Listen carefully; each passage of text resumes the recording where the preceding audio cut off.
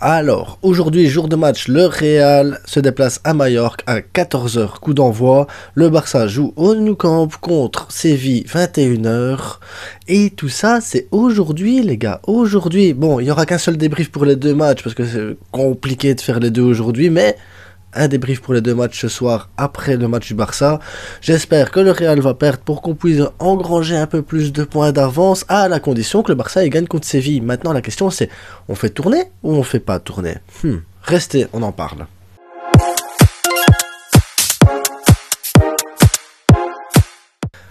Alors ce soir 21 h, le Barça joue contre Séville. Alors Séville qui est pas, c'est pas le Séville des autres années. Le Séville a un peu de mal, il est en train de, voilà, c'est compliqué pour eux cette saison, mais ça reste quand même une bonne équipe. Ça reste une équipe avec un bon gardien, ils ont des bons joueurs, donc il faudra se méfier, il faudra faire attention à eux et il faudra jouer le coup à fond. Faut jouer le coup à fond parce qu'à un moment donné, les calendriers vont commencer à se surcharger plus que maintenant avec beaucoup de gros matchs parce que la semaine prochaine, c'est déjà Villarreal, puis on fait Manchester United. Après, on a Cadix qui est pas facile à jouer parce que c'est un double bus qui nous attend réellement. Pour rejouer Manchester juste derrière, Almeria, ça va. Mais après, c'est Real Madrid, Valence, Bilbao, Real Madrid, voilà.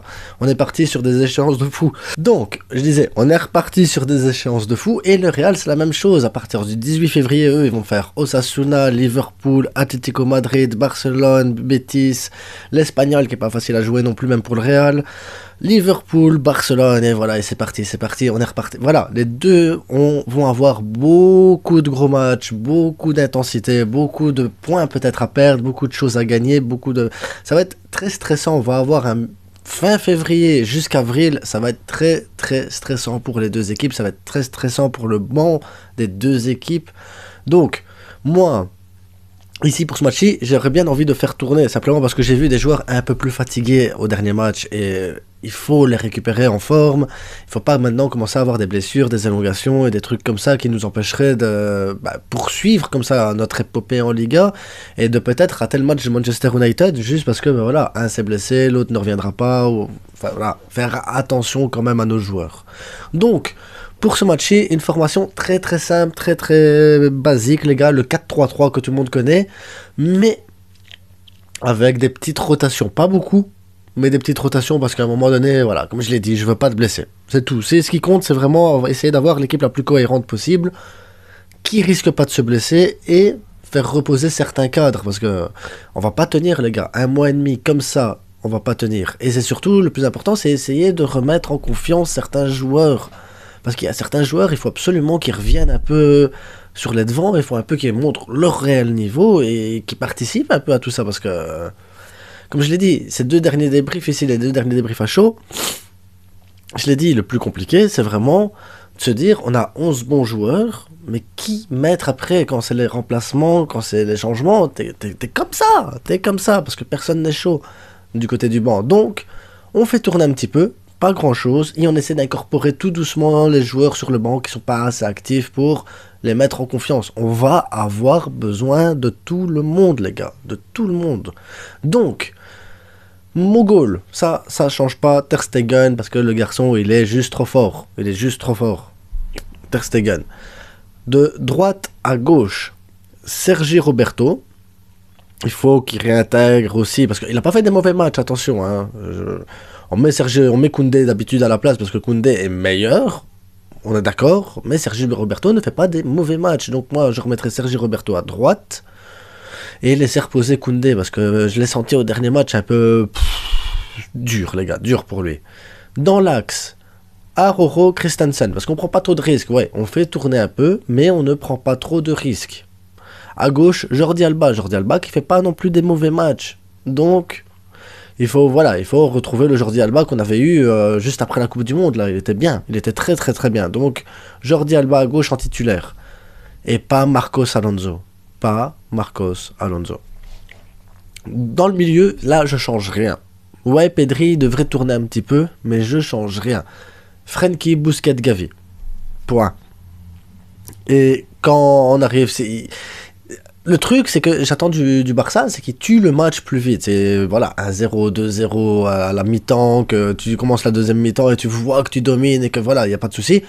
Tu fais sortir Pedri pour le reposer un peu, tu mets Kessié, comme ça c'est bien, Kessié il prend des minutes, il prend du temps de jeu et tout ça, mais c'est parce que remplacer Pedri c'est compliqué. Pareil, tu peux faire rentrer Torre, comme ça, bah voilà, Torre il peut apporter quelque chose. Bref, il y a moyen de faire quelque chose les gars. Mais il faut absolument que le Barça il tue tout de suite le match. Et en attaque, Lewandowski dans l'axe, ça c'est certain, tu peux pas faire sans Robert, ça c'est sûr. Et à droite, je remets Rafinha. Je remets Rafinha parce que pas qu'il a fait un trop mauvais match au dernier match, mais il apporte pas ce qu'on attend. Enfin, moi pour moi, il apporte pas suffisamment, mais il apporte quand même plus que Ferran ou Fati. Donc Rafinha.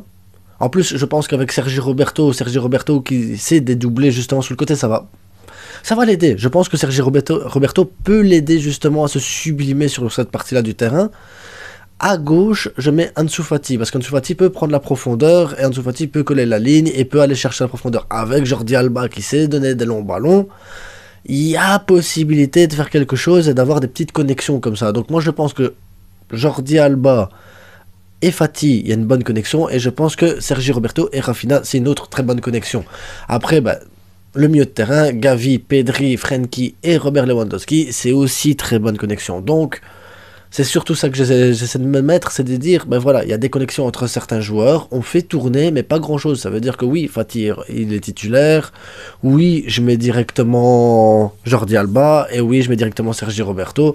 Ça fait 3 changements par rapport au dernier match. Busquets, je le fais reposer un petit peu, parce qu'on va avoir besoin de Busquets, les gars. Hein. C'est Villarreal et Manchester United, on va avoir besoin de Busquets. Et me dites pas, oui, mais dans l'intensité, vous savez bien comment ça va l'intensité.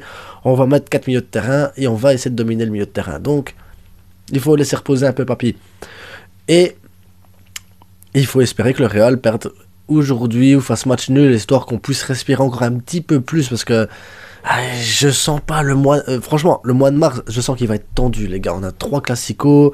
Si on passe l'Europa League, on va avoir encore 2 autres matchs. Et il y a des matchs, il y a des matchs. Et ça n'arrête jamais, les gars. Et c'est de plus en plus intense, les matchs qu'on va avoir maintenant. Donc, la course au titre commence réellement maintenant ici. Donc, en attendant les gars, abonnez-vous, likez, partagez. On se retrouve ce soir pour le débrief du Real, ce soir pour le débrief du Barça, les deux en même temps, comme c'est une sorte de fusion à la Dragon Ball.